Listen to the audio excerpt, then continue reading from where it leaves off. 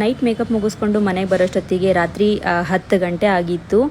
ಬಂದು ರೆಸ್ಟ್ ಮಾಡಿದ್ವಿ. ಮತ್ತು ಬೆಳಗ್ಗೆ ಬೇಗನೆ ಹೋಗಬೇಕಿತ್ತು. 5 ಗಂಟೆಗೇ ನಾವು ಚೌಟ್ರಿಗೆ ಹೋಗಬೇಕಿತ್ತು. ಯಾಕೆ ಅಂದರೆ ನೈಟ್ ಮೇಕಪ್ ಮಾಡಿಸ್ಕೊಂಡವ್ರು ಎಲ್ರಿಗೂ ಮೇಕಪ್ ತುಂಬ ಇಷ್ಟ ಆಗಿತ್ತು.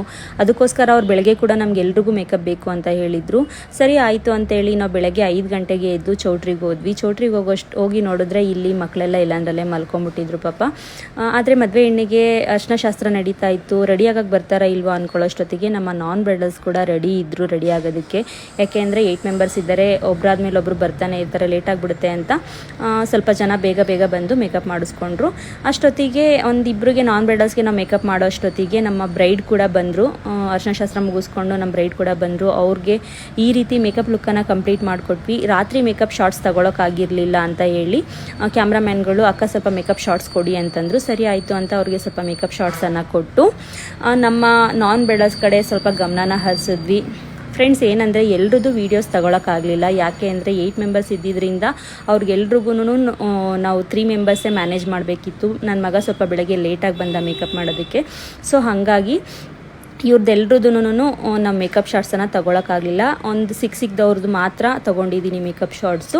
ನಮ್ಮ ಮೊದಲನೇ ಬ್ರೈಡನ್ನು ರೆಡಿ ಮಾಡಿಬಿಟ್ಟು ನಾವು ಫೋಟೋಶೂಟ್ಗೆ ಕಳಿಸ್ಬಿಟ್ವಿ. ಮತ್ತು ನಮ್ಮ ಸೆಕೆಂಡ್ ಬ್ರೈಡ್ ಕೂಡ ಬಂದರು. ಇವರಿಬ್ಬರು ಅಕ್ಕ ತಂಗಿದ್ದು ಒಂದೇ ಚೌಟ್ರಿಲಿ ಮದುವೆನಾ ಅಂತ ನೀವು ಅಂದ್ಕೊತಿರ್ಬೋದು. ಬಟ್ ಅಲ್ಲ, ಪಕ್ಕ ಚೌಟ್ರಿ 2 ಇದೆ. ಆ 2 ಚೌಟ್ರಿಲೂ ಇಬ್ಬರು ಅಣ್ಣ ತಮ್ಮಂದ್ರ ಮಕ್ಕಳು ಮದುವೆನ ಒಂದೇ ದಿನ ಇಟ್ಕೊಂಡಿದ್ದಾರೆ. ಹಾಗಾಗಿ ಇವರಿಬ್ಬರದ್ದು ಬುಕ್ಕಿಂಗ್ ನಮ್ಮ ಹತ್ರನೇ ಕೊಟ್ಟಿದ್ರು. ಆ್ಯಕ್ಚುಲಿ ಇವರು ತುಂಬ ಕಡೆ ವಿಚಾರಿಸಿ ನಂತರ ನಮ್ಮ ಹತ್ರ ಬಂದು ಇವರು ಬುಕ್ಕಿಂಗನ್ನು ಕೊಟ್ಟಿದ್ದು. ಅದಕ್ಕೆ ತಕ್ಕನಂಗೆ ನಮ್ಮ ಮೇಕಪ್ ಲುಕ್ಕು ಕೂಡ ತುಂಬ ಚೆನ್ನಾಗಿ ಬಂದಿತ್ತು. ಅವ್ರಿಗೆ ತುಂಬ ಇಷ್ಟ ಆಯಿತು. ಎಲ್ಲ ಕಡೆಯೂ ಟ್ರೈ ಮಾಡಿದ್ವಿ ಅಕ್ಕ, ನಮಗೆಲ್ಲೂ ಇಷ್ಟ ಆಗಿರಲಿಲ್ಲ. ನಿಮ್ಮ ಹತ್ರ ಮೇಕಪ್ ತುಂಬ ಚೆನ್ನಾಗಿ ಬಂದಿದೆ ಅಂತೇಳಿ ಎಲ್ಲರೂ ಕಾಂಪ್ಲಿಮೆಂಟ್ ಕೊಟ್ಟರು.